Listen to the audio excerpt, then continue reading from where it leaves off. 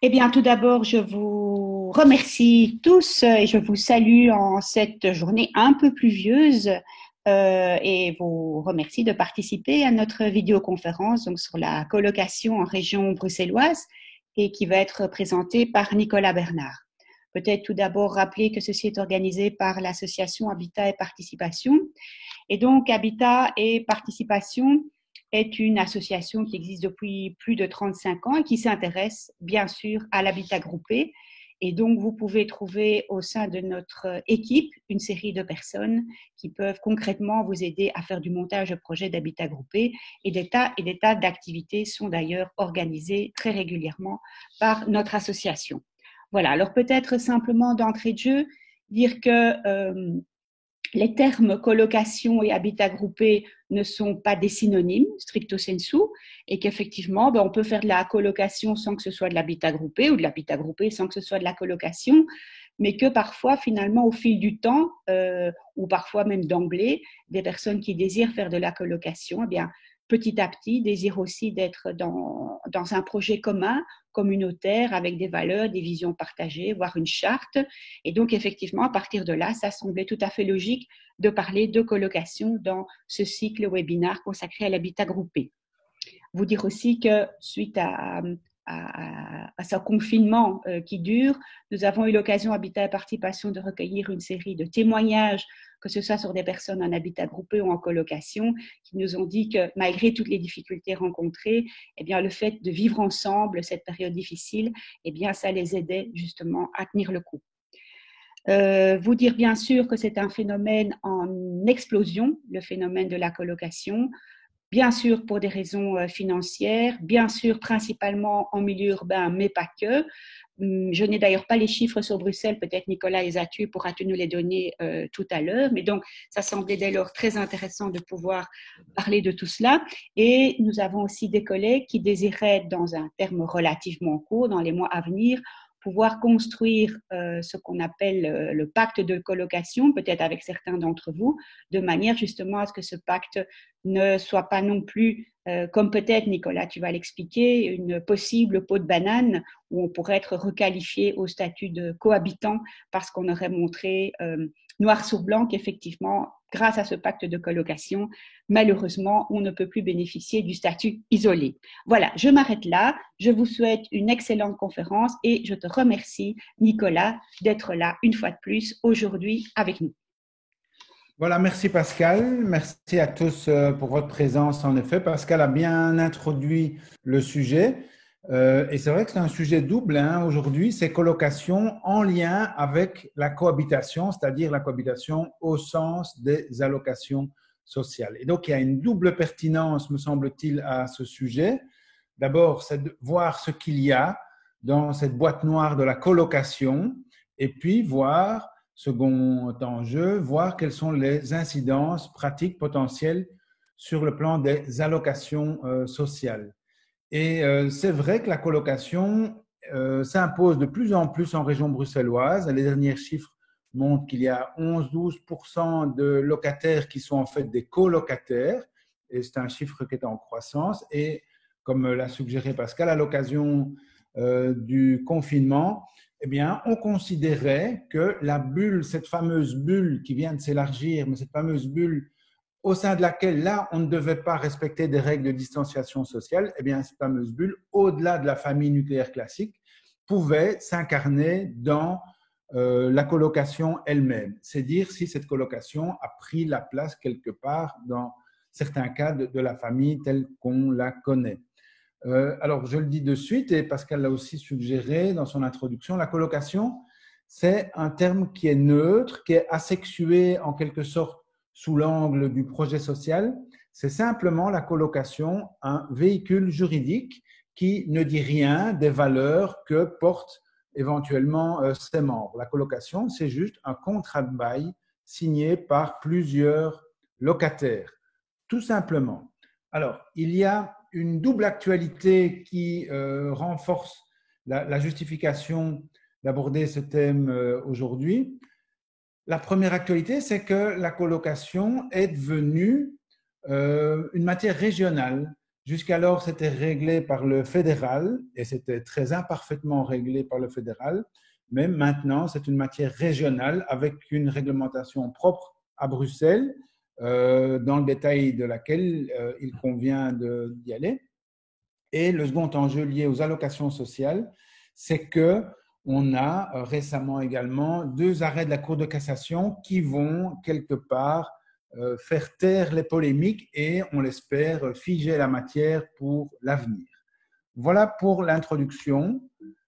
Je vais vous montrer le plan. Le plan, sans surprise, s'articule en 2 temps, la colocation et puis la cohabitation. D'abord, la colocation. Un peu de contextualisation tout d'abord. Je l'ai dit, c'est une matière qui est devenue régionale, c'est-à-dire par l'ordonnance du 27 juillet 2017 qui est entrée en vigueur le 1er janvier 2018. Attention, les baux de colocation qui auraient été signés avant le 1er janvier 2018 restent soumis au droit fédéral de l'époque. On a par ailleurs un bel arrêté d'exécution, vous avez les références. Vous avez aussi des modèles types de bail de colocation. Vous avez aussi les références. Alors, en quoi consiste ce nouveau régime proprement bruxellois de la colocation? Une définition longue comme un jour sans pain, mais je vais tout de suite pointer 2 éléments importants. D'abord, on dit bien que c'est un logement avec un bail signé par plusieurs preneurs.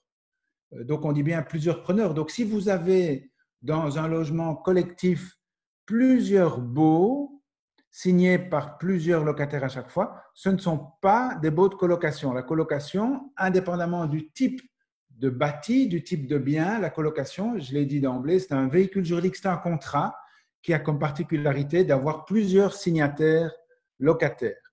Donc, la colocation n'est pas l'équivalent du logement collectif ou de l'habitat groupé ou de l'habitat solidaire, etc. On peut avoir de la colocation dans ce type de bien, mais ce n'est pas nécessaire. Deuxième élément à pointer, c'est dire qu'il faut, pour qu'il y ait la colocation, signature d'un pacte de colocation. Donc, les 2 figures sont liées, colocation et pacte de colocation. Il n'y a pas l'un sans l'autre. Les législations applicables. Alors, il y a une particularité à épingler à Bruxelles, c'est que le régime de la colocation ne s'applique que si les parties le désirent. Pourquoi c'est un peu particulier? Parce que par ailleurs, ce régime, il est impératif. Ça veut dire qu'il prévaut sur un contrat éventuellement contraire, mais tout en étant impératif, ce régime permet aux parties de ne pas s'y soumettre. Donc, si vous voulez faire la colocation, eh bien, commencez par voir si le régime légal vous convient ou pas. Et s'il ne vous convient pas, et on va voir tout de suite quel est le contenu de ce régime, s'il ne vous convient pas, eh bien, libre à vous de ne pas adhérer à ce régime de colocation. Ça veut dire quoi? Ça veut dire qu'alors vous tombez dans le droit commun du bail bruxellois, avec en plus, on rajoute le bail de résidence principale si vous installez votre bail de résidence principale. Mais là, on sort tout à fait du cadre de cet exposé. On peut faire éventuellement un autre exposé pour voir en quoi consiste le droit commun du bail bruxellois et le droit du bail de résidence principale. Mais donc, c'est un régime de colocation qui ne s'applique que de l'accord des parties. Et si vous avez mis votre résidence principale dans les lieux, alors on va combler les trous du régime de colocation avec le bail de résidence principale. Donc, c'est un système de poupée russe. Il y a différents régimes qui s'imbriquent les uns dans les autres. Alors, je vais tout de suite au point de fond important en matière de colocation. En quoi consiste ce régime, je l'ai dit? Eh bien, le premier point à épingler, c'est la solidarité entre colocataires. Ça veut dire quoi la solidarité? On va l'analyser par défaut en quelque sorte.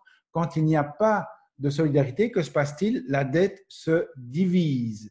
Ça veut dire que si vous avez à l'intérieur d'une même colocation un loyer, par exemple, de 1 200 € et vous avez 4 colocataires, eh bien, le bailleur doit réclamer 400 € à chacun des 3 colocataires. La dette se divise, elle se fractionne et les colocataires ne doivent pas répondre des uns des autres.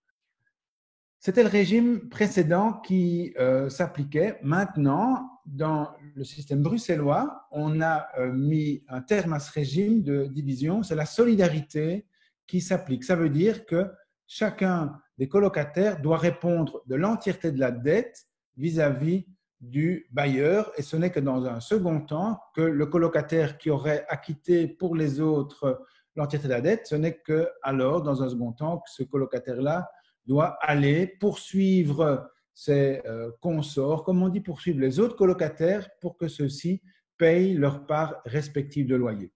Pour reprendre mon exemple, aujourd'hui, avec le même loyer de 1 200 €, le bailleur peut réclamer les 1 200 € en bloc à n'importe lequel des colocataires, à charge pour celui qui a payé les 1 200 € de se retourner vis-à-vis des autres colocataires pour réclamer leur part de 400 € à chaque fois. Et donc, ça change tout, évidemment. Ça veut dire que c'est plus confortable pour le bailleur, mais ce l'est moins pour les colocataires, à double titre. Petit 1, parce qu'ils doivent d'abord préfinancer, ils doivent potentiellement devoir payer tout le loyer, donc ils doivent au minimum préfinancer, et puis ils doivent poursuivre leurs copains pour avoir leur part de loyer. C'est une manière de rassurer les bailleurs quant à l'éventualité de faire de la colocation. C'est quelque chose d'assumé de la part du législateur, mais qui a un impact fort pour les colocations avec un grand nombre de colocataires, puisque là, le locataire qui est saisi par le bailleur, il devra payer sa part de loyer fois 6, 7, 8, 9, 10, ce qui évidemment est susceptible de fragiliser fort les finances de ce colocataire.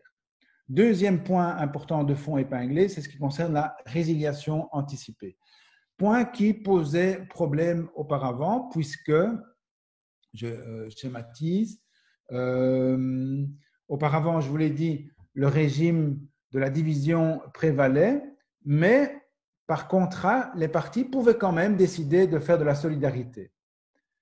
Ce n'était pas d'emblée prévu, mais les parties pouvaient l'inclure dans leur contrat. Eh bien, lorsque les parties le faisaient, prévoyaient de la solidarité dans une petite clause spécifique, alors dans ce cas-là, le colocataire, s'il voulait partir avant terme, devait réunir l'accord de tous, non seulement du bailleur, mais aussi de tous les autres colocataires.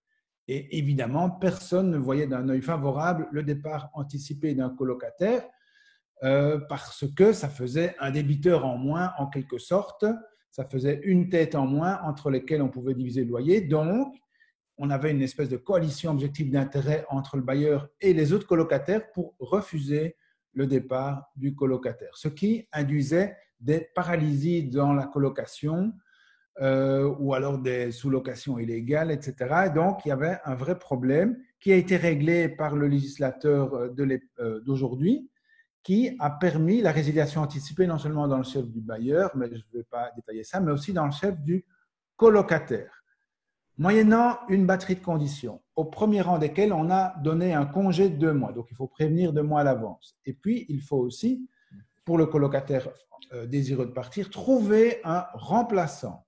Ou s'il ne trouve pas de remplaçant, il doit au moins montrer qu'il a effectué une recherche active et suffisante.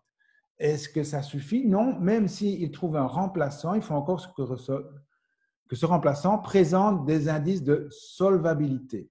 Ça veut dire quoi? Ça veut dire en clair que si le remplaçant n'a pas l'air assez riche pour les autres, eh bien, les autres peuvent le refuser. Il faut appeler un chat un chat.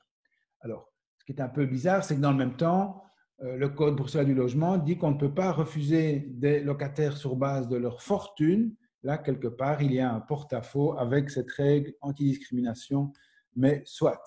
Et même si le candidat remplaçant présente ses indices de solvabilité, il peut toujours faire l'objet d'un refus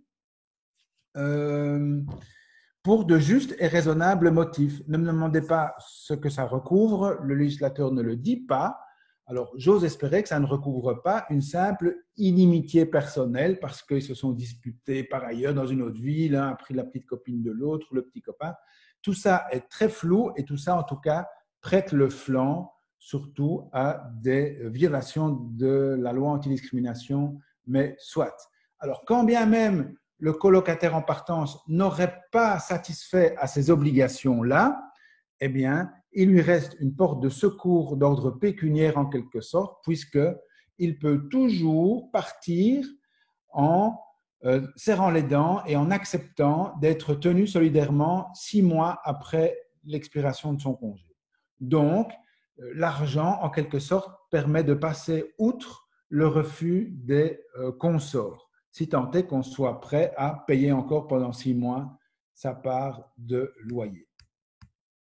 Troisième et dernier élément de fond vis-à-vis du nouveau régime, c'est le pacte de colocation. Je vous l'ai dit, il est partie intégrante de la définition même de la colocation. Alors, à propos de définition, voici celle du pacte de colocation. Regardez, il est encore plus long, long comme le bras.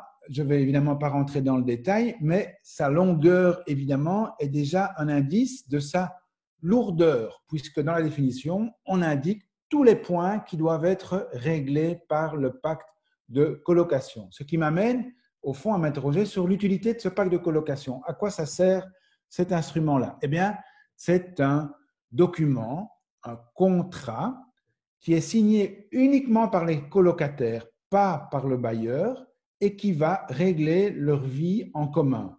Par exemple, comment est-ce qu'on va diviser le loyer? Est-ce qu'on le divise simplement en 3 ou 4, ou bien on va le diviser en fonction, par exemple, de la superficie de la chambre? Autre chose à régler, comment est-ce qu'on va payer les charges? Comment est-ce qu'on les divise? L'assurance incendie, qui va la contracter, etc. Toutes ces questions doivent être réglées par les colocataires et ça va se trouver dans le pacte de colocation. Tout ça, je laisse tomber. Alors, ceci exposé, une série de sujets de questionnement maintenant, sous un angle un peu plus critique peut-être. Alors, pour laisser du temps aux questions-réponses, je vais m'en tenir au principal. J'en ai déjà, au fond, j'ai déjà parlé de tout ça. Juste dire peut-être qu'il y a, quant à la résiliation anticipée du bail de colocation, une inégalité de traitement entre ceux qui ont les moyens de payer encore leur part de loyer pendant 6 mois et les autres. C'est une espèce de porte de sortie qui peut poser question sous l'angle pécuniaire. Par ailleurs, je l'ai dit, la solidarité obligatoire, puisque avant, la solidarité n'était pas obligatoire, on pouvait l'inclure. Maintenant, ce n'est pas uniquement que le régime a été inversé, c'est-à-dire la solidarité est obligatoire sauf renonciation. Non, maintenant, la solidarité est toujours obligatoire. Donc, il n'est pas possible de s'affranchir de cette solidarité, même si les colocataires et le bailleur le désirent. C'est vraiment obligatoire dans tous les cas. Et donc, c'est clair que ça va mettre un coup de frein aux grandes cohabitations, c'est-à-dire avec un grand nombre de locataires. Questionnement relatif au pacte de colocation maintenant.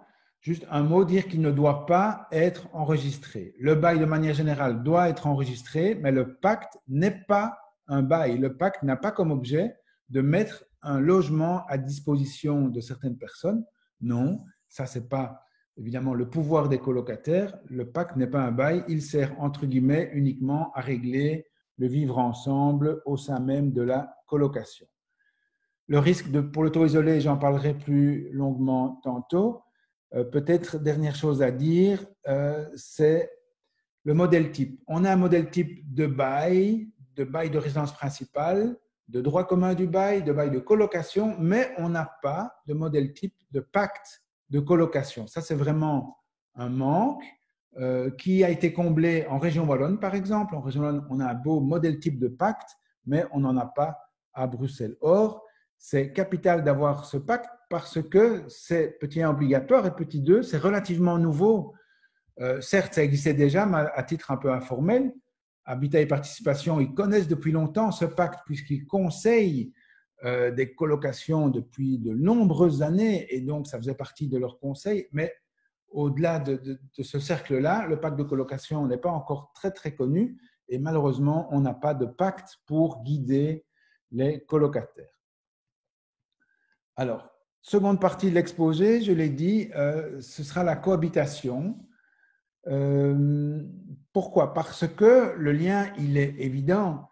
Les gens qui font de la colocation risquent d'être vus par les organismes sociaux comme des cohabitants et donc de perdre le taux isolé des éventuelles allocations dont ils seraient les bénéficiaires. Et pour moi, ce second thème est absolument consubstantiel du premier parce que il serait de mauvaise politique, d'une part, d'inciter les gens à faire de la colocation, et c'est vraiment ça le leitmotiv des autorités maintenant, c'est faites de l'habitat groupé, faites de la colocation, développez vos propres systèmes d'habitat en recréant du lien social, et de l'autre, de leur laisser dans un danger mortel parfois de diminution des allocations sociales.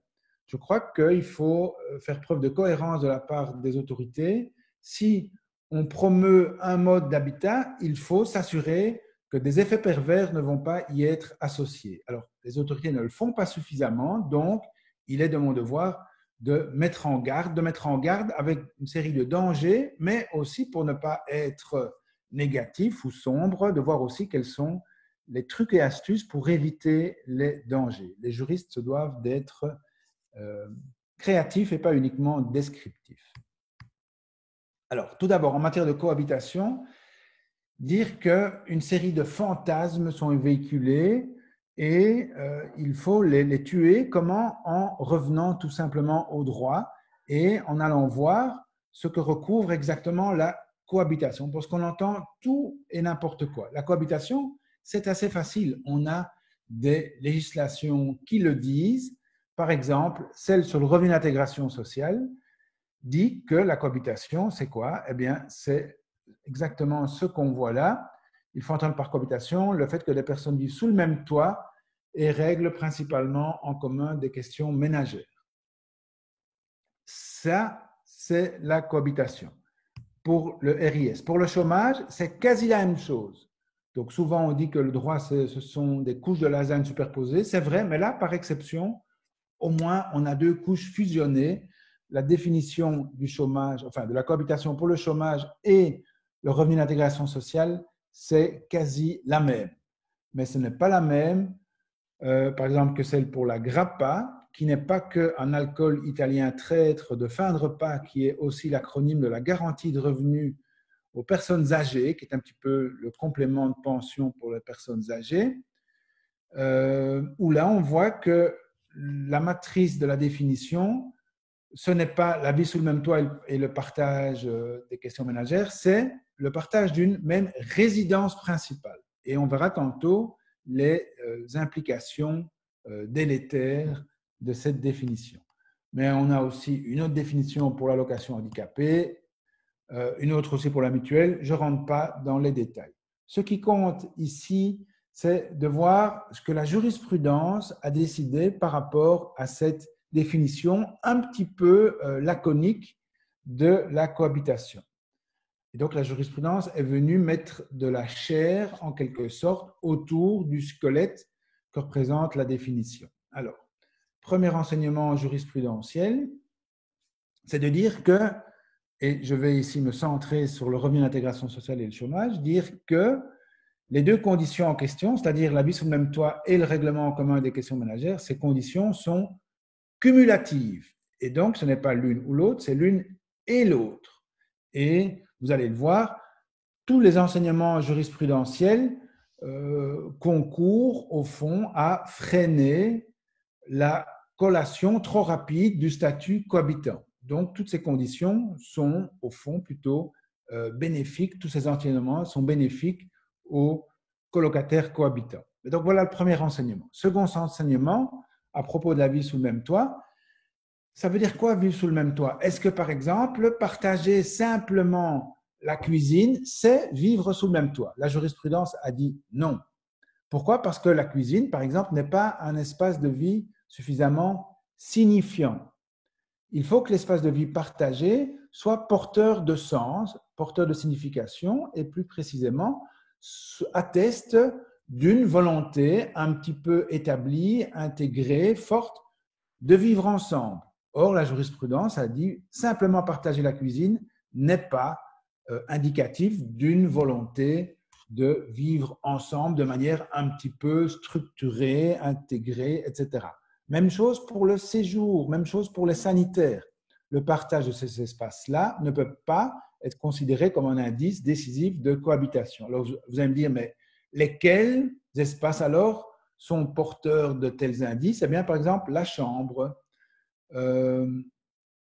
ou alors, autre indice de cohabitation, c'est lorsqu'on laisse un accès libre à toutes les pièces du logement, lorsqu'il n'y a aucun système de fermeture à clé de votre chambre, par exemple. Alors là, on dit, ben oui, on a là le signe d'une volonté de cohabitation, c'est-à-dire de vivre véritablement de manière intégrée à plusieurs. Donc, c'est très important par rapport à ce qu'on voit, ce qu'on entend parfois, où dès qu'il y a partage de certains espaces un peu secondaires, clac, on vous colle le statut cohabitant. La jurisprudence, depuis longtemps, a dit non.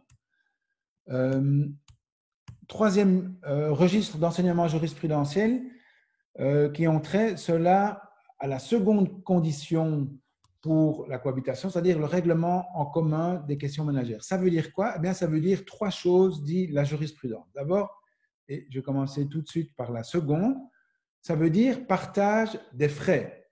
Il faut payer des frais ensemble. Alors, ça paraît trivial, évidemment, mais attention, la jurisprudence dit bien que ces frais doivent être eux aussi signifiants, à l'image des pièces qui devaient être signifiantes. Ça veut dire quoi, par exemple? Ça veut dire que le loyer ou les charges ne sont pas des frais signifiants. Ça ne veut pas signifier que vraiment on est dans une communauté de vie un peu intégrée. Pourquoi? Parce que la crise du logement amène des gens à vivre ensemble juste pour partager le loyer et rien d'autre. Et donc, on ne va quand même pas pénaliser ces gens par la collation d'un statut cohabitant. Alors, à contrario, des frais signifiants seraient quoi? Exemple, la nourriture, l'habillement, les soins de santé. Là, alors, on aurait des indices véritablement de cohabitation.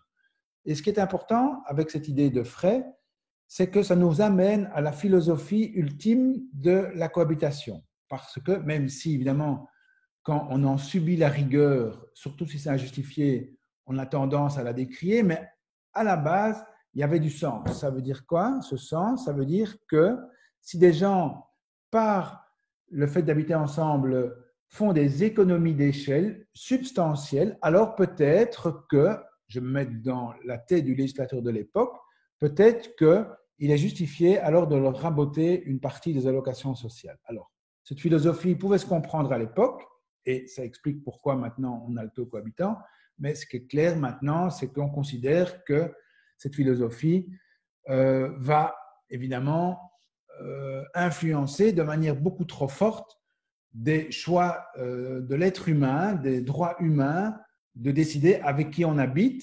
comment est-ce qu'on habite. Maintenant, on remet de plus en plus l'idée même de moduler l'allocation sociale en fonction de la composition de ménage, en fonction des gens avec qui on cohabite. Voilà, je ferme la parenthèse. Ceci est pour le premier critère lié au règlement commun des questions ménagères. Donc, il faut partager des frais ensemble. Deuxième condition, ces frais, on les paye ensemble en ayant au préalable constitué une cagnotte. Il faut, dit la jurisprudence, une mise en commun des ressources. Et donc, c'est important, c'est une condition en plus pour le statut cohabitant. Et donc, si on n'a pas cette cagnotte, ce pot commun, eh bien, certains juges disent alors il n'y a pas de cohabitation. Et troisième condition en lien, c'est de dire que régler les questions ménagères, ce n'est pas que du pécuniaire, ce n'est pas que payer des frais, c'est aussi partager des charges, partager des tâches domestiques. Comme on dit, c'est mettre la main à la poche comme la mettre à la pâte. Et donc, pour la cohabitation, il faut aussi montrer qu'on entretient ensemble le logement, qu'on fait les courses ensemble, qu'on prépare les repas ensemble, qu'on les mange ensemble, à défaut de quoi il n'y a pas cohabitation. Donc, on voit que la jurisprudence a multiplié les conditions à la cohabitation. Et dans ce que j'ai dit, vous ne m'avez pas entendu dire, par exemple, que l'éventuelle relation affective était un indice de cohabitation. Ça veut dire que ce n'est pas parce que vous couchez avec vos colocataires que vous êtes nécessairement des cohabitants. Il n'y a pas de lien automatique à faire. Ça peut être vu comme un élément supplémentaire dans un faisceau convergent d'indices, mais ce n'est pas un indice suffisant en tant que tel. Tout comme vous ne m'avez pas entendu dire que l'adresse domiciliaire commune était un indice irréfutable de cohabitation. Pas du tout. Ce n'est pas parce que vous êtes inscrit à la commune à la même adresse que vous êtes nécessairement cohabitant. Pourquoi? Parce que ce critère-là est un critère de droit. C'est l'inscription domiciliaire. Or, tout ce dont je vous ai parlé jusqu'ici, ce sont des critères de fait, c'est-à-dire des critères qui s'apprécient au regard précisément de la vraie vie en commun des gens. Est-ce qu'ils ont, par exemple, chacun leur étage dans le frigo? Est-ce qu'ils ont chacun une place à part dans l'étagère? Ça peut paraître trivial, mais c'est à ce genre de petits détails-là qu'on parvient à apprécier cette situation de fait qu'est la cohabitation. Donc, il faut vraiment prendre ces précautions-là. Et cette jurisprudence, ça fait de nombreuses années que je l'évoque et je remarquais quand même souvent, alors maintenant, le distanciel ne le permet pas, c'est un petit peu la limite des webinaires, mais quand j'en parlais, je voyais bien que je faisais s'allumer des sourires un peu ironiques dans l'assistance, des gens qui disaient « oui, mais là, c'était évidemment des juges un peu orientés qui disaient ça, c'était une jurisprudence un peu progressiste, mais au fond, la jurisprudence majoritaire, elle était beaucoup plus stricte. » Eh bien, chers amis, il faut maintenant tordre le cou officiellement à ce canard, puisque la plus haute juridiction du pays, c'est-à-dire la Cour de cassation, dans 2 arrêts tout à fait majeurs en 2017 et 2018, ont non seulement fixé la jurisprudence, mais l'ont fait dans le sens favorable aux colocataires, aux cohabitants, tels que je viens de l'énoncer. Alors, je ne vais pas rentrer dans le détail, vous aurez le PowerPoint par l'entremise d'Habitat et Participation, mais on avait des chômeurs, des colocataires chômeurs, qui ont reçu malgré tout le taux isolé. Donc la Cour de cassation a donné tort à l'ONEM, malgré qu'ils partageaient plusieurs espaces de vie, malgré qu'il n'y avait qu'une seule sonnette, malgré qu'ils payaient à plusieurs le loyer. Pourquoi? Eh bien, justement parce que tous les éléments de fait que j'ai énoncés maintenant. Pourquoi? Parce que les occupants ne se connaissaient pas. Ils sont rentrés à des moments différents. La sonnette, certes unique, comprenait des codes différenciés pour chaque occupant. Chaque chambre était munie d'un système de clés. Chaque chambre avait aussi une mini kitchenette. Et donc, tout ça a fait que la Cour de cassation a dit qu'au niveau factuel, il n'y avait pas de vraie vie en commun un peu intégrée. Et on aurait pu croire que la Cour de cassation, ce jour-là, avait bu, ou bien s'était complètement trompée, l'erreur est humaine. Mais non, 3 mois après, la Cour de cassation a rendu un arrêt qui va exactement dans le même sens à propos du chômage également. Et là, on est même allé voir que chacun des cohabitants, entre guillemets, avait sa propre manne à linge. Et donc, il n'y avait pas de mélange du linge sale, et donc, c'était la preuve qu'il n'y avait pas de volonté de cohabiter.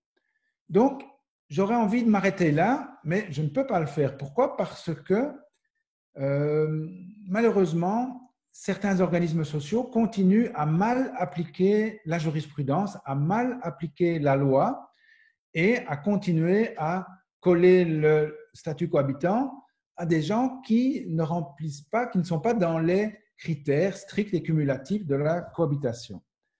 Et donc, il faut maintenant s'attacher de manière un peu créative et constructive à défaire ce lien entre domiciliation et cohabitation. Parce que c'est ça le problème, le ver dans le fruit, c'est que beaucoup de communes vont inscrire à la même adresse des gens qui sont en colocation.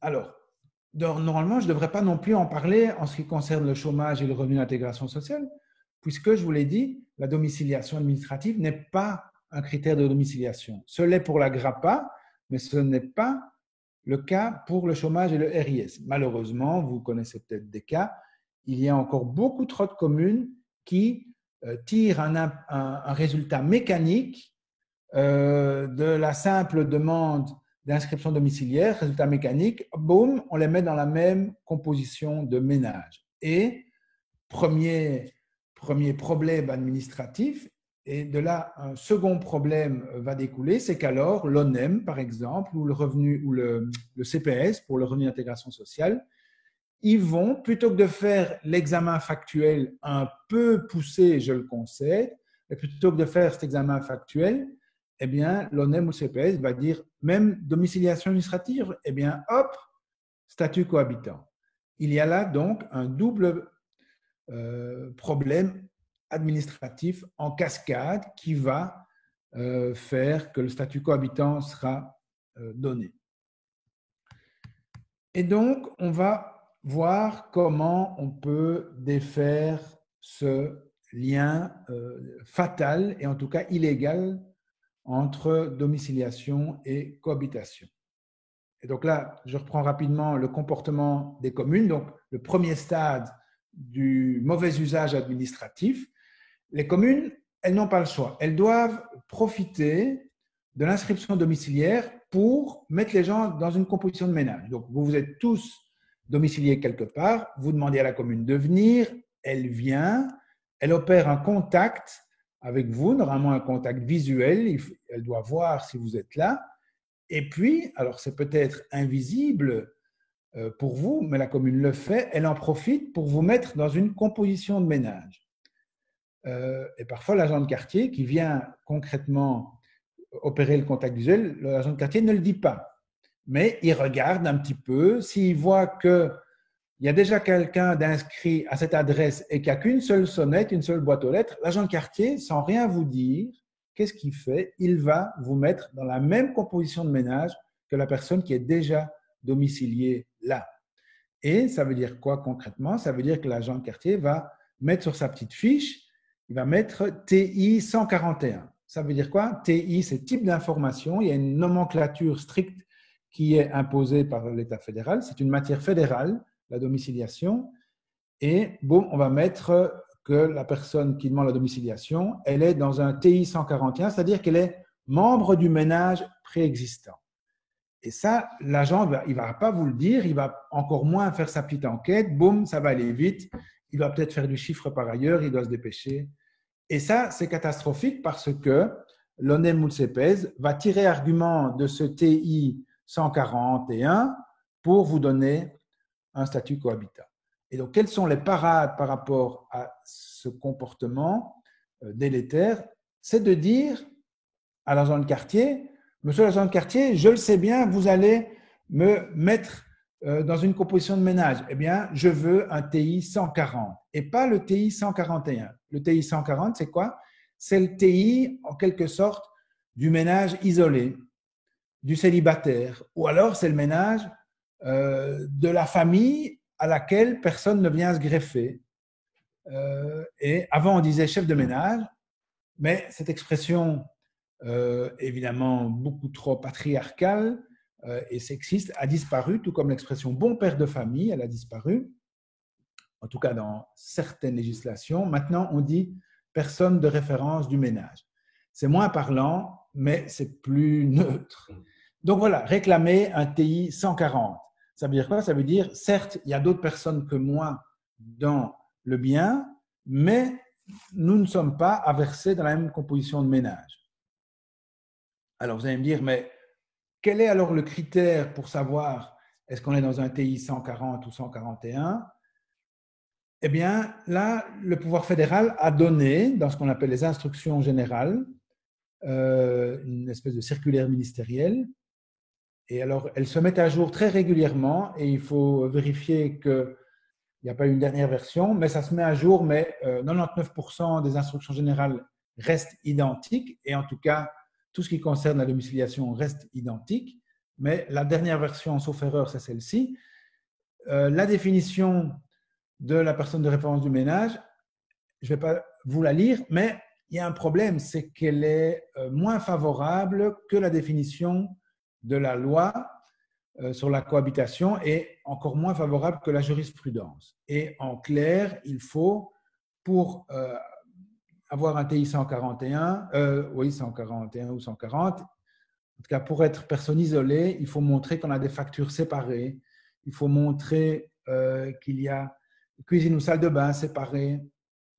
Et donc, honnêtement, c'est plus difficile de faire valoir ses droits au niveau de la domiciliation qu'au niveau des allocations sociales. Mais qu'à cela ne tienne, prenez ces instructions générales un peu comme une boussole et essayez de vous glisser dans les interstices, en tout cas essayez d'en faire une interprétation audacieuse. Deuxième parade, c'est de demander une sous-numérotation. C'est encore mieux que de demander le TI 140 ou 141. C'est de dire,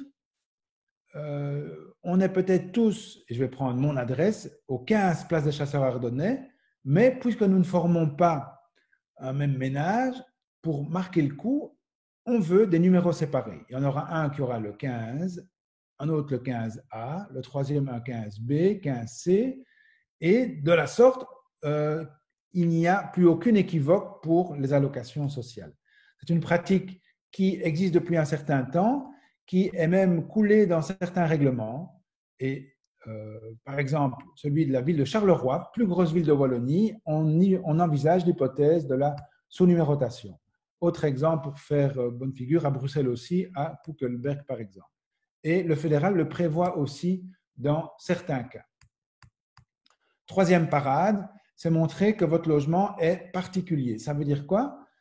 Je vous ai dit, la matière de la domiciliation, c'était une matière fédérale et le fédéral n'est pas compétent pour le logement. Ça veut dire quoi? Ça veut dire que dès qu'on est en présence d'un logement un peu particulier, alors le fédéral dit, bon, stop, moi, je ne comprends rien dans ces logements particuliers, ce n'est pas de ma compétence. Et en substance, le fédéral dit, dès que vous avez un logement collectif, par exemple, ou chez les Flamands, un Zorgwonen ou un habitat kangourou, tout ça est mis dans la circulaire fédérale, eh bien, dans ces cas-là, la circulaire dit, je cite, la détermination les principes susmentionnés relatifs à la composition du ménage ne s'appliquent pas. Donc, en clair, le fédéral dit qu'il se met hors jeu dès qu'on est en présence d'un logement un peu complexe. Et ça veut dire que ça rouvre alors un espace de négociation et un espace de souplesse quant à la détermination du ménage isolé ou pas. Donc, très important, n'hésitez pas à mettre en avant le caractère collectif de votre logement. Et là, on est en plein dans le champ d'habitat et participation. Alors, dernière parade, mais là, elle est vraiment fort prospective. Je vous ai dit que les instructions fédérales sur la détermination du ménage isolé pour la domiciliation étaient moins favorables aux occupants que les lois et la jurisprudence relative aux allocations sociales. Et il y a de cela une bonne année, la bourgmestre faisant fonction d'Oderghem a refusé d'appliquer l'instruction fédérale, une espèce d'accès de conscience ou un acte de désobéissance civile. Alors, je caricature un tout petit peu, mais c'était ça l'idée.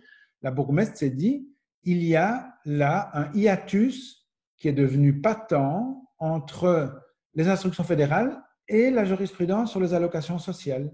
Et sachant la propension malsaine de certains organismes sociaux d'inférer automatiquement d'une domiciliation commune un taux cohabitant, eh bien, sachant cela, cette bourgmestre a dit, je vais, peut-être pas complètement refuser d'appliquer les instructions, mais je vais les porter, sinon sur la place publique, en tout cas, je vais les porter à la connaissance de mes collègues bourgmestres pour qu'on décide ensemble d'une attitude à adopter face à ces instructions qui sont complètement anachroniques par rapport à l'évolution de la jurisprudence. Alors, allez demander maintenant à la conférence des bourgmestres de Bruxelles ce qu'il en est de cette discussion, mais en tout cas, il faut saluer l'initiative de cette bourgmestre. Alors, pour terminer, les interactions avec les législations régionales, puisque je vous ai dit, les allocations sociales, la domiciliation, tout ça, c'est du fédéral. Et c'est clair que la région ne songe pas trop aux implications lorsqu'elle édicte ses propres réglementations en matière de colocation. Malheureusement, il y a encore un mur de Berlin entre les différents niveaux de pouvoir. Et donc, parfois, la région devrait davantage se soucier des effets possibles sur d'autres plans, dont les allocations sociales. Alors, je vais aller très vite pour juste dire deux choses. La première, c'est que la région a mis en chantier l'idée d'un label. Un label que elle, région, donnerait à des habitats collectifs, solidaires, groupés, n'importe lesquels, pourvu que ces logements correspondent à certaines valeurs par ailleurs promues par la région. Et ce label poursuit le but d'un petit peu garantir auprès du fédéral que le logement en question est certifié par la région, est porteur de sens, porteur de valeur, ce qui devrait idéalement valoir à ses occupants le taux isolé. C'est ça en tout cas l'espoir attaché au label. Oui, si ce n'est que malheureusement, j'ai dit que la région avait mis en chantier cette réflexion, mais la région est très loin d'avoir fait aboutir ce chantier. On est toujours un petit peu dans les limbes, mais ce chantier a été en tout cas mis sur les rails de la législature précédente. Il appartient à la précédente législature maintenant d'enfin faire avancer le dossier. Et en tout cas, le principe du label est déjà dans la loi. Donc, il suffit de faire poser en quelque sorte à la secrétaire d'État au logement une question parlementaire pour dire, tiens, où est-ce qu'on en est dans la mise en œuvre de l'article 262 du Code bruxellois du logement qui annonce le label. Voilà, tout ça, je laisse tomber. Et le deuxième impact régional, pour boucler la boucle, il a trait à la colocation. Et Pascal, à très juste titre, le suggérait dans son introduction, c'est que qui dit colocation dit pacte de colocation, mais tiens, est-ce qu'il n'y a pas là dans ce pacte quelques dangers qui pourraient tout de suite vous ranger dans le statut cohabitant? Eh bien, cher Pascal, tu avais vu juste, mais peut-être que tu avais déjà entendu ce type de formation ailleurs, voire la même. Ce qui est sûr, c'est que ce danger, il est malheureusement exacerbé par la réglementation bruxelloise. On est typiquement dans l'effet pervers et dans la non prise en compte par la région d'impact négatif sur le plan fédéral. Pourquoi ce danger qui est déjà sous-jacent à la colocation, pourquoi il est encore exacerbé avec le régime bruxellois? Pour deux raisons. La première, c'est que je vous l'ai dit, les colocataires ne tombent sous le régime ad hoc que s'ils ont fait le choix assumé, formel, de souscrire à ce régime. Et donc, il est plus facile aujourd'hui aux organismes sociaux de dire, ben regardez, chers colocataires, vous faites de la vraie cohabitation, puisqu'il y a à la base de votre colocation une vraie volonté de souscrire à ce régime et au-delà, une volonté de faire corps, une volonté de faire groupe, puisque vous avez choisi de faire la colocation alors que vous auriez pu très bien adhérer plutôt au régime de droit commun. Ça renforce en quelque sorte l'intentionnalité sous-jacente à la cohabitation, donc danger. Second danger, seconde exacerbation du danger du fait de la réglementation bruxelloise, c'est le contenu hyper détaillé du pacte de colocation. Je vous ai dit, ça prenait un slide entier. Tout ce qu'il faut mettre dans le pacte de colocation, c'est énorme. Eh bien, chacun de ces éléments est quelque part un indice qui va amener les organismes sociaux à voir qu'il y a en effet réunion des différents éléments factuels que j'ai énoncés tantôt. Alors, très rapidement, dans le pacte, il faut parler du loyer, des dégâts locatifs, de l'entretien, des réparations, des charges, des meubles, de la garantie locative, l'assurance, bref. c'est extrêmement fourni. Et donc, je ne suis pas ici en train d'inciter à l'illégalité et à la désobéissance, mais je suis ici pour inviter à la subtilité en quelque sorte. C'est-à-dire, faites ce qu'il est demandé de faire, mais pas au-delà. Donc, ne mettez pas dans votre pacte de colocation ce qui n'est pas requis strictement par la loi, parce que les organismes sociaux pourront alors s'en servir comme autant, les Anglais disent des smoking guns, comme autant d'indices irréfutables d'une colocation. Et donc, c'est une autre invite que l'on peut formuler à l'adresse du législateur bruxellois, c'est peut-être de réduire cette liste de sujets, voire de ne pas rendre la signature de ce pacte de colocation obligatoire. Voilà, là-dessus, j'en ai terminé et je suis ouvert à toutes les questions, réponses. Voilà.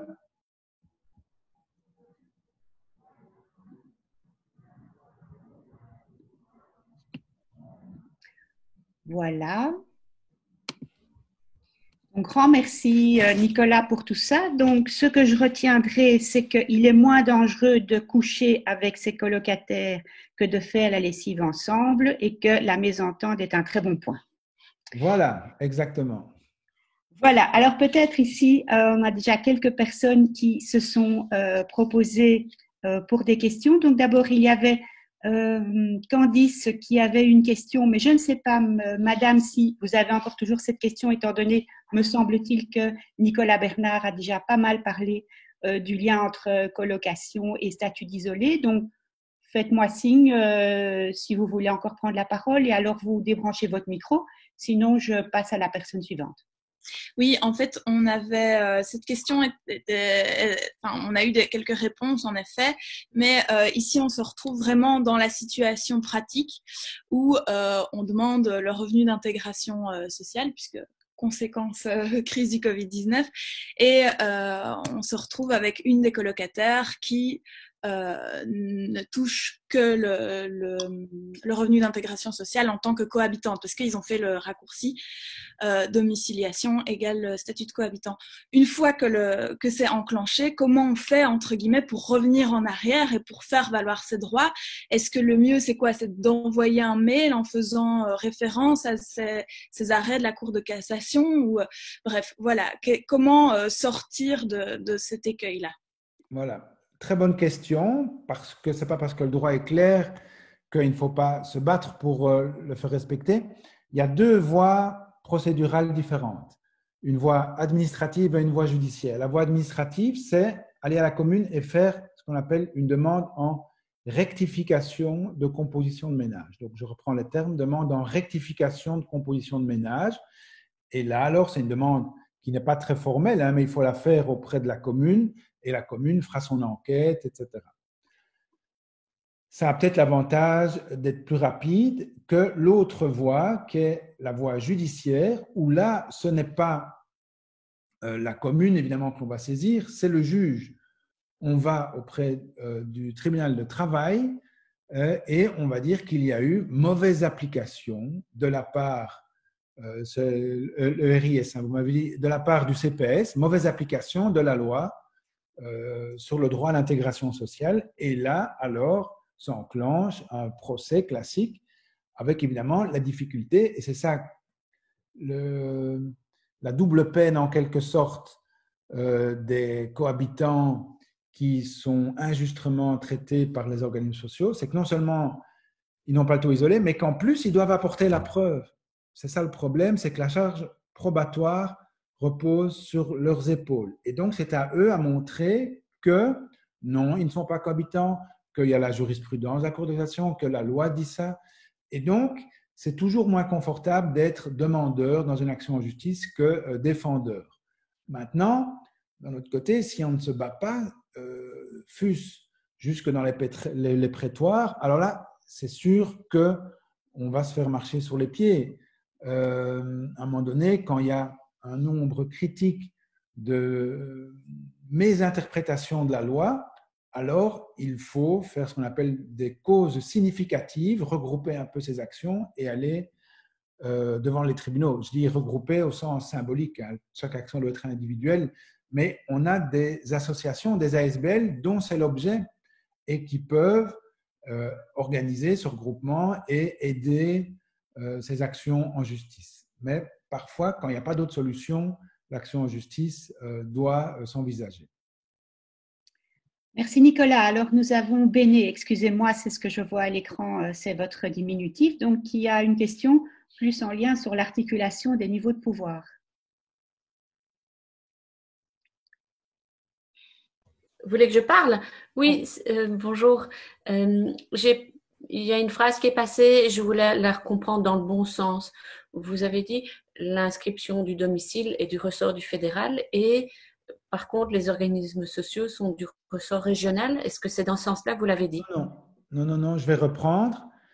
D'abord, quand j'ai dit le domicile, c'est du ressort du fédéral, oui, sous l'angle de la réglementation. Mais évidemment, sous l'angle opérationnel, ce sont les communes qui actent la domiciliation. C'est l'agent de quartier qui vient voir, et puis c'est les chefs de la population, et tout ça, ce sont dans les registres communaux. Donc la réglementation est d'ordre fédéral, mais le bras armé, c'est la commune. Et par ailleurs, pour les allocations, ça, c'est du ressort aussi du fédéral, pas du régional.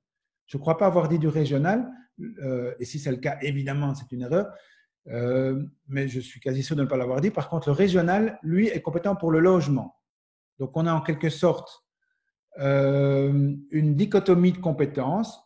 La région pour le logement, le fédéral pour les allocations et la domiciliation, sachant que l'acteur opérationnel pour la domiciliation, lui, il est communal. Merci Nicolas. Merci. Deux questions de Catherine, une sur le pacte de colocation et l'autre sur ces ASBL dont tu as parlé, Nicolas, qui pourraient aider pour l'action en justice. Je vous donne la parole, Catherine. Oui, merci. Merci pour toutes ces informations hein, c'est extrêmement riche. Et le pacte de colocation, je voulais m'assurer est-il obligatoire quand on décide de signer un bail de colocation? Alors, il est obligatoire si on décide de faire de la colocation. Si par contre on ne fait pas de colocation, alors on ne doit pas le signer. Donc comme je l'ai dit, le régime de la colocation est facultatif, donc on peut très bien malgré tout habiter à plusieurs, signer des baux différents et malgré tout trouver qu'il faut quand même régler certaines choses, un peu comme si on était en copropriété, hein, régler certaines choses entre locataires et on signe alors un document informel qu'on appelle comme on veut. Ce ne sera pas un pacte de colocation. Mais donc, pour répondre précisément à votre question, la signature est obligatoire, oui, mais que si on fait de la colocation. Si on signe un bail, en fait, si c'est officiel. Alors, que c'est colocation. Je reviens alors à ce que c'est de la colocation. La colocation, c'est un bail signé à plusieurs locataires. Ok, c'est clair. N'hésitez pas à poser votre deuxième question hein, sur les ASBL. Simplement, oui, c'est parce que vous avez parlé d'ASBL qui peuvent aider. Ah oui, les ASBL. Est-ce que vous avez, voilà, ou à moins que ce soit Habitat et Participation qui puisse nous renseigner, mais voilà. Alors, tout dépend de l'objet social de l'ASBL.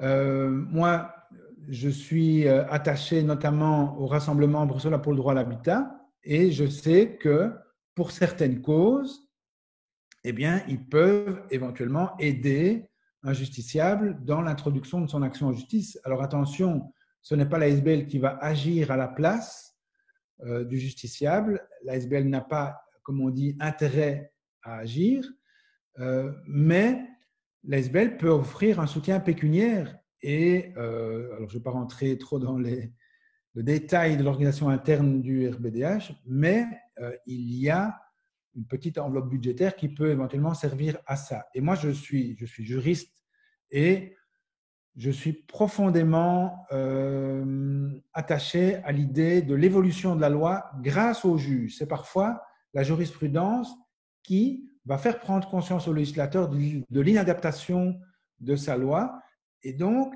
il n'y a rien à faire tant qu'on ne va pas en justice se battre. Parfois, des lois inadaptées continuent à exercer leurs effets néfastes, malheureusement. Merci Nicolas. C'est plutôt anglo-saxon ça comme posture. Mais... Peut-être, c'est vrai, mais bon, les anglo-saxons, ils n'ont déjà pas de constitution et donc ils sont moins attachés à l'écrit et donc c'est plus la règle du précédent, c'est-à-dire le juge a quasi parole de loi et alors pour renverser cette parole-là, il faut un autre juge supérieur qui, etc. Donc, en effet, c'est peut-être plus anglo-saxon, mais pas complètement. Alors, j'en termine et je vais la lire moi-même, la question de Catherine, et après je donnerai la parole à mon collègue Thierry, parce que Catherine demande aussi si on peut trouver des modèles de bail de colocation. Alors, vous pouvez déjà voir celui qui existe en Wallonie. Hein. Je n'ai pas la date par cœur, mais je peux vous la trouver en 30 secondes si j'arrête le partage d'écran. Donc, prenez déjà celui qui existe en Wallonie et il est bien fait. Honnêtement, il est bien fait. Ou alors, est-ce qu'Habitat et Participation n'a pas quelque chose dans ces tiroirs? Comme je le disais d'entrée de jeu, voilà, c'est notre envie aussi au sein d'Habitat et Participation, à travers le secteur de l'éducation permanente, de travailler sur le sujet. Voilà. Voilà, ok. Et sinon, en tout cas, la question de Madame, non, à l'heure actuelle, en tout cas, Habitat et Participation n'aide pas à rester en justice. Voilà. Donc, je vais donner maintenant la parole à mon collègue Thierry, qui, lui, se pose des questions sur le rôle de la région par rapport à l'information des communes. Vas-y, Thierry.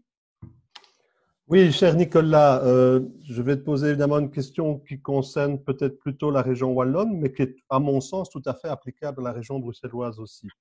Donc d'abord, juste pour une petite précision sur la question qui vient d'être posée avant, oui, nous avons des exemples de pactes de colocation dans nos tiroirs à HEP. Ce n'est pas nous qui les avons rédigés, c'est notamment Droit Quotidien, qui est une autre association de promotion du logement, qui a fait un exemple type de pacte de colocation et je l'ai moi-même dans mes tiroirs. Et il y a, je pense, un autre organisme de mémoire, c'est le syndicat des propriétaires de Wallonie, mais je me trompe peut-être sur le syndicat des propriétaires, je ne suis pas sûr. En tout cas, pour Droit Quotidien, je suis certain.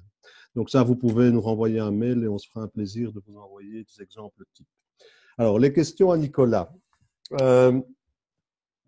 Donc, comme tu l'as très bien expliqué, Nicolas, il y a un hiatus entre les instructions générales qui, si j'ai bien compris, émanent du ministère fédéral de l'Intérieur et les deux arrêts de la Cour de cassation. Donc, première question qui est d'ordre juridico-politique, quand il y a une contradiction entre des instructions administratives et un arrêt de type judiciaire, y a-t-il à un moment donné une obligation d'harmoniser ces deux normes? Sous-entendu, est-ce qu'il y a un organe juridique ou politique, X ou Y, qui doit prendre un peu à un moment le taureau par les cornes et dire, bon, là, il y a une contradiction, comment est-ce qu'on va le régler? Si oui, c'est à qui incombe de le régler? Je poserai la deuxième question après, peut-être tu réponds là-dessus. Ok. Alors, j'aimerais bien dire qu'il y a un grand organe centralisateur qui va trancher les conflits de ce type-là, mais évidemment, il n'en existe pas. Et je dirais même, c'est heureux qu'il n'en existe pas. C'est l'essence de la démocratie, c'est-à-dire la séparation des pouvoirs. Le judiciaire n'est pas subordonné au législatif, ni inversement. Donc, ce sont des pouvoirs tout à fait autonomes. La loi est appliquée par les juges, mais la loi ne doit pas absolument suivre ce que disent les juges et les juges sont indépendants par rapport à la loi. Bon, bref, ça, ce sont les principes de la démocratie et l'équilibre des pouvoirs qui évite la dictature. Et en Europe, encore aujourd'hui, on voit bien qu'il y a certains pouvoirs qui essayent de museler les juges, mais soit, ce qui veut dire qu'il n'y a aucune obligation, pour être plus concret, aucune obligation de la part du législateur, et tu as parfaitement raison, les instructions générales, elles émanent du SPF intérieur, donc le fédéral. Il n'y a aucune obligation de la part du fédéral d'intégrer dans les instructions générales les acquis de la jurisprudence. Le législateur est souverain et donc il faut espérer qu'un jour les mentalités mûrissent ou que les esprits soient prêts ou qu'il y ait du lobbying, mais c'est la seule manière de faire converger loi et jurisprudence dans la même direction. Il n'y a pas d'autres possibilités. Par contre, on peut s'interroger sur la nature des instructions générales, c'est-à-dire que c'est une circulaire. Est-ce vraiment la vocation d'une circulaire de porter des règles aussi fondamentales que la détermination de la domiciliation? Normalement, une circulaire est là uniquement pour apporter des détails, la mise en œuvre fort technique de règles dont les principes sont, eux, édictés à un niveau supérieur, c'est-à-dire dans une loi, un décret, une ordonnance ou au minimum dans un arrêté du gouvernement ou un arrêté d'un ministre. Or, moi, je m'étonne de ce que des règles aussi essentielles soient prises à un niveau aussi bas. Parce que là, au sein du législatif, là, il y a une hiérarchie. C'est que la loi vient en premier, l'arrêté ensuite et la circulaire en dernier. Et chaque niveau inférieur doit se conformer au niveau supérieur. Et je trouve que ces principes devraient être inscrits dans une loi. Parce que dans une loi, là, il y a débat, le Parlement en discute avec différentes sensibilités politiques, tandis qu'au niveau de la circulaire, c'est simplement le ministre, alors je caricaturais, mais un peu tout seul dans son coin qui décide ce qu'il veut. Et il me semble qu'une question de cette importance-là ne doit pas être soustraite à ce débat démocratique. Et peut-être que c'est pour ça que les instructions générales n'évoluent pas, c'est qu'elles sont peut-être un peu congelées dans une pratique administrative qui se refile de ministre en ministre. Et je crois qu'on pourrait notamment militer en faveur d'une reprise de cette discussion au minimum au niveau du gouvernement dans son ensemble et pas au niveau uniquement d'un arrêté, d'une circulaire. Il faut que ça fasse l'objet au minimum d'un arrêté royal. Voilà. Ok, alors merci. Ma deuxième question, parce que tu t'en doutes bien, nous avons investigué auprès de certaines communes CPAS pour savoir s'ils étaient au courant de cet arrêt de la Cour de cassation, etc., au service état civil population, etc., par rapport au T141, 140, etc. Et les réponses que j'ai eues, en général, des quelques communes que j'ai contactées, c'est « Ah oui, bien sûr, on est tout à fait au courant, mais on n'est pas officiellement au courant. On n'a jamais été mis officiellement au courant. » Et donc, j'ai une question par rapport au rôle des autorités régionales. Il y a un ministère wallon, mais j'imagine bruxellois aussi, qui a la tutelle sur les communes. N'est-ce pas son rôle d'informer les communes comme courroie de transmission d'une décision judiciaire, de l'informer, et donc que cet arrêt de la Cour de cassation devrait quelque part devenir impératif et où c'est lié, est-ce qu'il y aurait des instructions générales comparables aux celles du ministère fédéral de l'Intérieur, mais à un niveau régional, puisque comme tu l'as expliqué, ce qui est de l'ordre d'un logement un peu particulier est renvoyé, la patate chaude est renvoyée aux régions, le fédéral se déclarant incompétent. Donc, cuite au niveau des régions wallonnes et ou bruxelloises.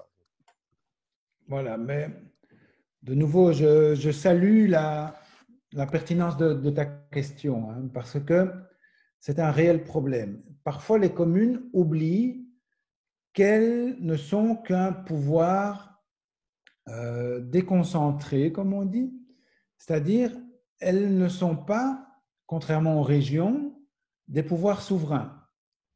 Elles agissent toujours dans un rapport de hiérarchie subordonnique par rapport à l'époque du fédéral et maintenant par rapport à la région. Donc, il y a un droit de regard hiérarchique de la région par rapport aux communes qui s'exercent dans les faits via la tutelle. Et dans chaque gouvernement, il y a un ministre des pouvoirs locaux qui a la tutelle sur les communes. Et en Wallonie, est-ce que ce n'est pas M. Dermagne?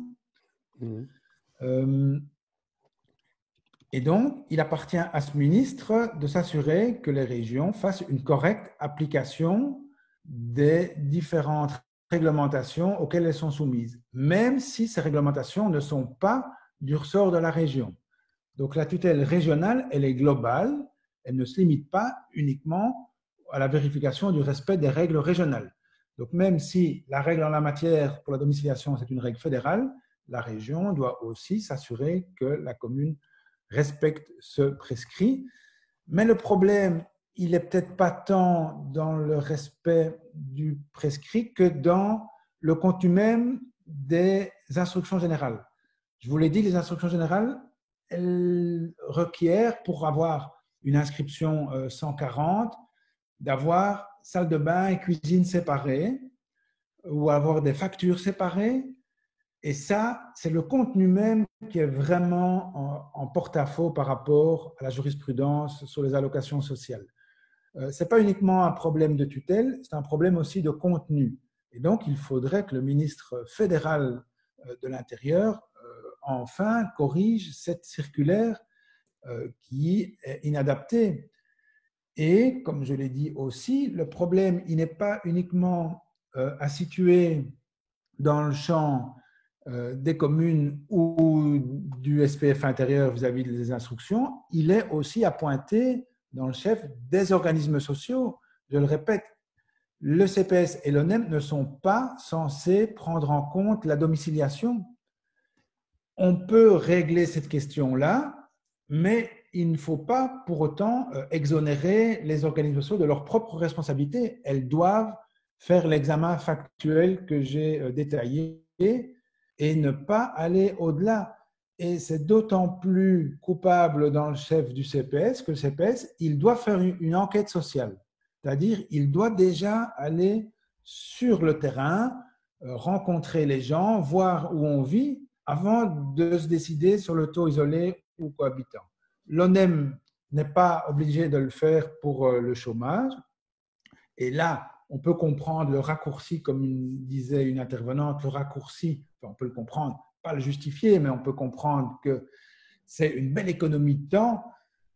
Par contre, le CPS, il doit quand même faire cette enquête sociale. Et donc, qu'est-ce que ça coûte d'aller en plus cocher les petites cases des éléments factuels, par exemple, énumérés par la Cour de cassation? Ça ne coûterait pas beaucoup plus. Donc, il y a un double plan à traiter, le plan des instructions générales, enfin, ou un triple plan, le contenu des instructions générales, le meilleur comportement des communes vis-à-vis de celles-ci, avec le cas échéant le contrôle de la tutelle, et troisième plan, le contrôle des organismes sociaux. Ok, merci. J'ai une troisième petite courte question, mais je laisse d'abord Pascal passer s'il y a encore d'autres. Non, non, alors cette, sauf erreur, je pense que c'est toi qui vas terminer avec l'ultime bafouille ou l'ultime question, Thierry. Je ne veux pas monopoliser la parole, hein, s'il y en a d'autres. Non, mais alors c'est un petit peu… tu as expliqué, Nicolas, qu'il y avait quelque part un danger exacerbé à faire valoir l'intentionnalité de la cohabitation, enfin, qu'il y avait un risque en tout cas de danger exacerbé à faire valoir l'intentionnalité de la cohabitation par le choix du bail et donc du pacte de colocation. Est-ce qu'à ta connaissance, dans les travaux parlementaires, dans les discussions parlementaires préalables à l'adoption du décret wallon d'une part, de l'ordonnance bruxelloise de l'autre, y a-t-il eu une discussion sur l'aspect fiscal et donc l'aspect statut isolé cohabitant intrinsèquement lié à cette volonté de cohabitation ou pas? Parce que le danger, il est là. C'est-à-dire que si au départ, il était bien indiqué que le fait de cohabiter et de traduire ça par un pacte de colocation, ça induit le fait d'être dans un seul et même ménage, alors je peux comprendre la question. Je peux comprendre le danger. Sinon, je ne vois pas trop le danger. Alors, le dernier point qu'il n'a pas abordé, c'est tout le lien avec la législation urbanisme, c'est-à-dire l'obligation normalement de diviser une unifamiliale en 2 logements quand justement on n'est pas dans un cas de colocation. Et donc j'ai une question très simple, est-ce qu'un seul logement sur le plan de la police urbanistique peut-il héberger plusieurs ménages séparés sur le plan de la constitution de ménage? Ok, merci. Alors, quant à la première, non, les travaux préparatoires n'ont pas vraiment, bon, je les ai plus en tête là tout précisément, mais je les ai bien lus tant à Bruxelles qu'en Wallonie. Et ce qui est sûr, c'est que ça transparaît quasi jamais. Alors, on peut un peu le comprendre, le législateur régional se disait, s'il faut attendre qu'il y ait une solution au fédéral pour prendre notre régime de colocation, eh bien, on ne le prendra jamais. Le fédéral est tenu par son propre calendrier, il faut avancer, il faut des résultats à montrer à l'électeur et tout et tout. Et donc, la région, elle avance à son propre rythme sans tenir compte du fédéral et quelque part, on peut les comprendre. Mais ce qui est clair, c'est que ce risque n'a pas vraiment été pris en compte, je crois, à dessein. C'est qu'on savait qu'il n'y avait pas de solution à ça. Et plutôt que de tout bloquer, on a plutôt préféré l'ignorer. Alors, précision importante, la soumission volontaire au régime de la colocation n'existe qu'à Bruxelles. En Wallonie, là, c'est plus orthodoxe sur le plan juridique. Si, objectivement, on est en situation de colocation, c'est-à-dire s'il y a un seul bail et plusieurs locataires, là, le régime s'applique obligatoirement. Donc, la bizarrerie est limitée à Bruxelles. Et alors, pour ta seconde question, ah oui, l'urbanisme. Alors, c'est marrant parce que j'en parlais justement à Pascal quand on faisait le petit check pour ce webinaire 15 minutes avant le début. C'est un sujet super important, mais qu'on a préféré ne pas aborder ici parce qu'alors ça allait nous amener beaucoup plus loin et me forcer à être un peu superficiel sur le reste. Mais tu as raison. C'est évidemment l'autre grande implication régionale juridique au-delà des allocations sociales. Et là, dire qu'on est un petit peu dans une évolution inverse, où là, elle est peut-être même doublement inverse, où là, on a une loi qui a acté le fait de la colocation.